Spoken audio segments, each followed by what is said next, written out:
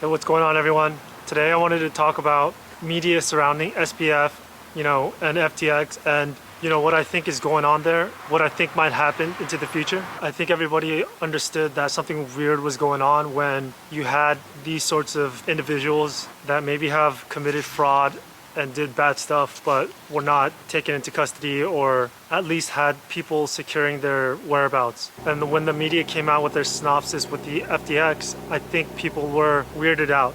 They were confused why the media appeared to not only seem to cover for SBF, but it appeared that there was a lot of narrative shaping, away from what the actual thing was. There was a lot of, let's say, use of words where it appeared to sort of shield him, try to show a different perspective of him, of which was not entirely accurate. There was a forceful push, right? And so people are wondering, why is this happening? Is it because of all the donations? And when you track all the money and donations that SBF has made, he's made quite a lot to many media organizations and many media arms. And obviously the Democrat Party, and we know that, the Democrat Party has quite a apparatus when it comes to the liberal media, but I don't think it's just that. This is where it goes back to the future of the world. What am I seeing? Why is it so flexible or morally flexible?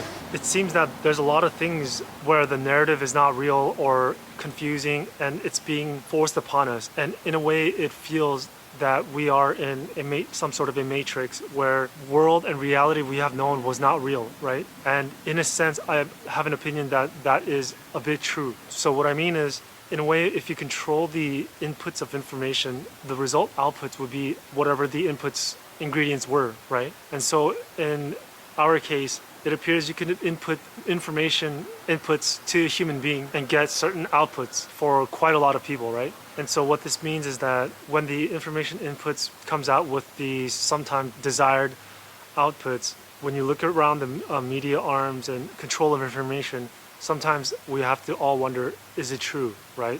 Is it real? We have lived our lives as if it was real. But if you look at, some of these magazines where it says top 10 cities to travel, top 10 cities why you should never go to this country or that country to travel, people think that that might be just a popularity contest. It has nothing to do with it. But you have to remember, tourism money does help. That can help a state gain money and start to finance certain things and whatnot. And so when we're looking at how money flows work, you can control or sort of influence capital to certain countries. That's what it looks like.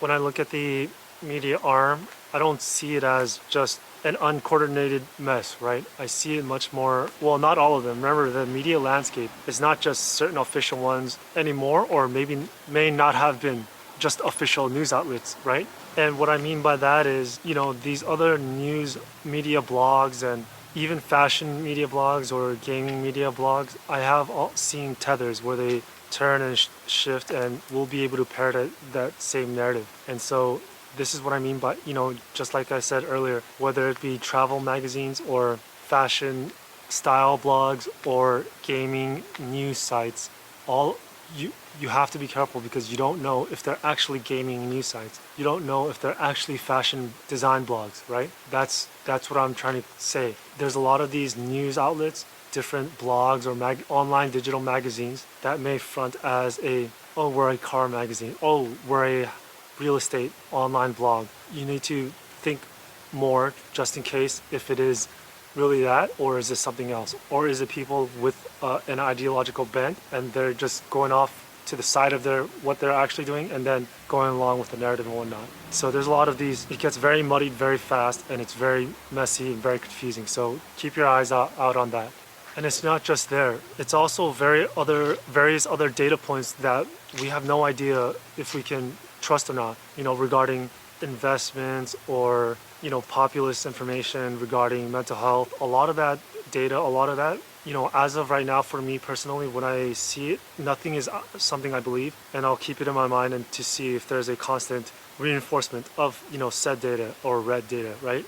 And so when we're looking at SBF and the media, it is clear in my eyes that they're going to try and memory hold this, right? If you look at the crypto industry, at the height of its fame or awareness, the number amount was about around 3 trillion, the market cap, right? Right now, it's $500 billion to $1 trillion, let's say. That amount is just too small and not a lot of people's concern, right? They do have their eyes on the industry, but it's not something that the world is going to care about, right? I think we'll have to wait and see. When it comes to whether it's known or not, obviously it's known. A lot of people are keeping their eyes on it. I think a lot of countries as well are keeping their eye on this, and that's where this gets very interesting. In that, what we're seeing with the memory holding of SBF and FTX, we see the sort of media cooperation and, to be honest, media drumbeat, right, of saying what exactly all the rest of them are saying to sort of get out that same story, right? And so one has to have to wonder if we're seeing this, do other countries and their regulators and their banking people, the structure, do they all see this too? And my answer is yes. But the more important question is that, are they against it, or do they feel uncomfortable with it, or are they understanding that the US is taking reins and they're not going to allow this sort of crypto stuff to run wild, and this is just measures being taken to try to rein it in, right? We'll have to see how that unfolds. I've already gave my idea that somebody like FTX or SBF, sort of tapped on the shoulder, or will watch you guys and see if you can monopolize and the area and try to help the US, the state, right? And let's see where we go from there, right? Because the whole problem with the legislation that CZ and a lot of people have was that FTX was doing more questionable stuff than everybody else, but the regulations was not anything to do with FTX except to benefit it and to penalize everybody else, right? Especially Binance, right? That would have hurt especially Binance. And through all that, here we have the media totally shaping the narrative and covering up the covering up the covering up. It's not questionable. We know it. We see it, right?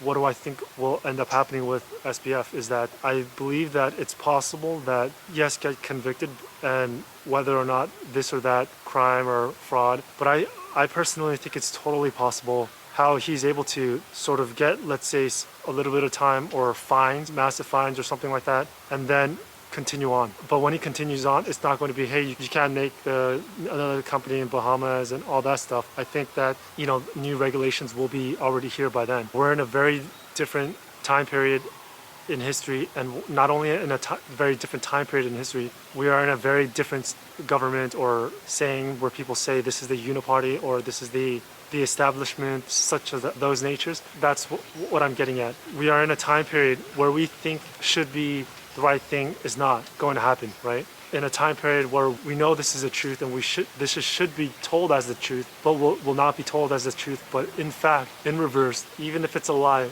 will be covered as the truth, right? And so that's exactly the time period that we're in, the fourth turning and all of that stuff. And that's just my thoughts on what I think of the SBF and the media surrounding him. In the future, I'll make another video of how I think this, let's say, media machine maybe has operated, but into the future, how will it operate with the disruption of independent media? Because that's here to stay. And I don't think it's independent media where, okay, the TV tells me what to read and see and all of that stuff, but it's going to be much more real time.